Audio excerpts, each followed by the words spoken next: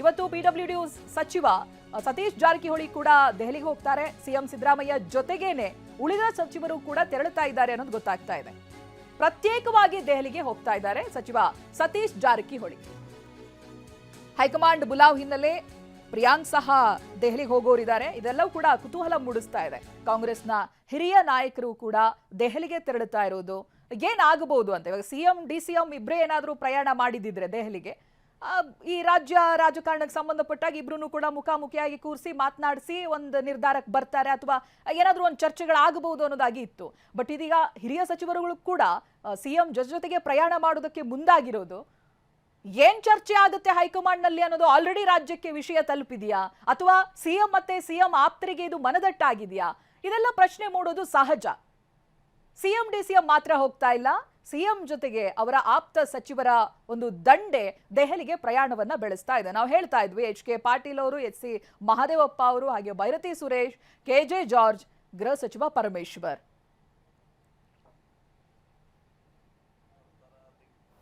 ಅದೆಲ್ಲ ಮತ್ತೆ ಈಗೇನು ಸಮಸ್ಯೆ ನಡೀತಾ ಇದೆ 6 ತಿಂಗಳಿಂದ ಅದರ ಇತ್ಯರ್ಥ ಮಾಡಿದ್ರೆ ಪ್ರಮುಖ ಅಜೆಂಡಾ.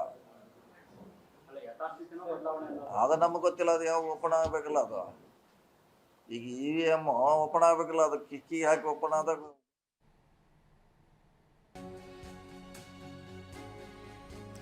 ಇವತ್ತು ದೆಹಲಿಗೆ ಹೋಗ್ತಾ ಇದ್ದಾರೆ Priyank Kharge.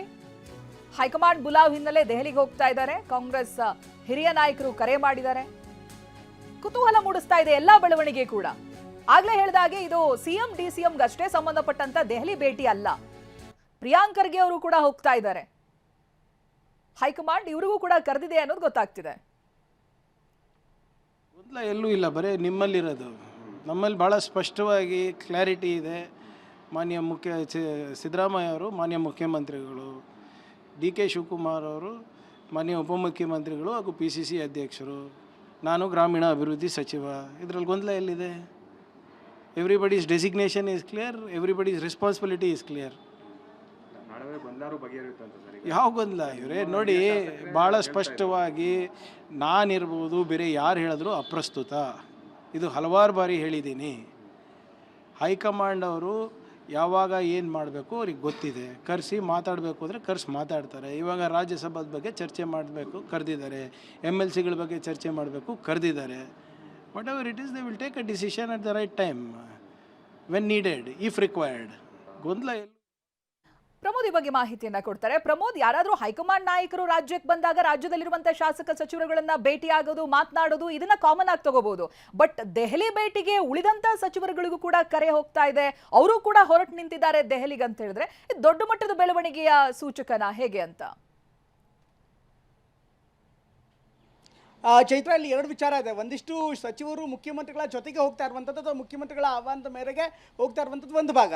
At the same time ಕೆಲ ನಾಯಕರನ್ನ, ಅಂದರೆ ಕೆಲ ಸಚಿವರನ್ನ ಈಗಾಗಲೇ ಹೈಕಮಾಂಡ್ ನಾಯಕರು ಒಂದು ವಿಶ್ವಾಸಕ್ಕೆ ತೆಗೆದುಕೊಂಡು ಒಂದು ಮೊದಲೇ ಎಲ್ಲ ರೀತಿಯಂತ ಚರ್ಚೆಯನ್ನು ಮಾಡಿದ್ದಾರೆ. ಕೃಷ್ಣ ಬೈರೇಗೌಡರು ಇರ್ಬೋದು, ದಿನೇಶ್ ಗುಂಡೂರಾವ್ ಇರ್ಬೋದು, ಪ್ರಿಯಾಂಕ್ ಖರ್ಗೆ ಇರ್ಬೋದು, ಈ ಎಲ್ಲ ನಾಯಕರು ಇವತ್ತು ಅಂತಲ್ಲ ಅಥವಾ ನಿನ್ನೆ ಅಂತಲ್ಲ, ಹಿಂದೆ ಕೂಡ ಸಾಕಷ್ಟು ಬಾರಿ ಹೈಕಮಾಂಡ್ ನಾಯಕರನ್ನ, ಪ್ರಮುಖವಾಗಿ ರಾಹುಲ್ ಗಾಂಧಿ ಸೇರಿದಂತೆ ಇನ್ನಿತರ ನಾಯಕರನ್ನ ಭೇಟಿಯಾಗಿ ರಾಜ್ಯ ರಾಜಕೀಯವನ್ನು ತುಂಬ ಗಂಭೀರವಾಗಿ ಚರ್ಚೆ ಮಾಡಿದ್ದಾರೆ. ಆದರೆ ಲಾಭ ಏನು, ಆಗದೇ ಇದ್ರೆ ಲಾಭ ಏನು, ಯಾವ ರೀತಿ ಮುಂದೆ ರಾಜಕಾರಣ ಮಾಡಬೇಕು, ಇದೆಲ್ಲವೂ ಕೂಡ ಚರ್ಚೆ ಆಗಿದೆ.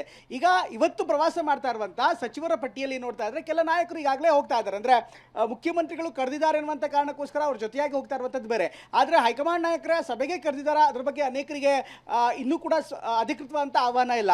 ಅದ್ರ ಜೊತೆಗೆ ಈಗ ಪ್ರಿಯಾಂಕ್ ಖರ್ಗೆ ಅವರಿಗೆ ಹೈಕಮಾಂಡ್ ನಾಯಕರೇ ಕರೆದಿರುವಂಥದ್ದು ರಾಜ್ಯ ರಾಜಕಾರಣದ ವಿಚಾರ ಚರ್ಚೆ ಮಾಡೋದಕ್ಕೋ ಅಥವಾ ಬೇರೆ ರೀತಿಯಂತ ಜವಾಬ್ದಾರಿ ಕೊಡೋದಕ್ಕೋ ಅಥವಾ ಬೇರೆ ವಿಚಾರಗಳನ್ನು ಚರ್ಚೆ ಮಾಡೋದಕ್ಕೋ ಅದ್ರ ಬಗ್ಗೆ ಇನ್ನಷ್ಟು ಕ್ಲಾರಿಟಿ ಬರಬೇಕಾಗಿದೆ ಒಂದು. At the same time Satish Jarkiholi ಅವರು ಕೂಡ ಈಗಾಗಲೇ ದೆಹಲಿಗೆ ತೆರಳುತ್ತಾ ಇದ್ದಾರೆ ಅನ್ನುವಂಥ ಮಾಹಿತಿ ಕೂಡ ಲಭ್ಯವಾಗ್ತಾ ಇದೆ. ಯಾಕೆಂದರೆ ಈ ಎಲ್ಲ ಪರ್ಮಿಟೇಷನ್ ಕಾಂಬಿನೇಷನ್ಸ್ಗಳನ್ನು ನೋಡ್ತಾ ಇದ್ದಾರೆ. ಮುಖ್ಯಮಂತ್ರಿ ಸಿದ್ದರಾಮಯ್ಯ ಹೇಗೆ ಪ್ರಮುಖವಾಗ್ತಾರೋ, ಅದೇ ರೀತಿ DK ಶಿವಕುಮಾರ್ ಹೇಗೆ ಪ್ರಮುಖವಾಗ್ತಾರೋ, ಅದೇ ರೀತಿ ಸತೀಶ್ ಜಾರಕಿಹೊಳಿ ಕೂಡ ಇವತ್ತಿನ ಡೆವಲಪ್ಮೆಂಟ್ಗಳಲ್ಲಿ ಅತ್ಯಂತ ಪ್ರಮುಖವಾದಂಥ ವ್ಯಕ್ತಿ.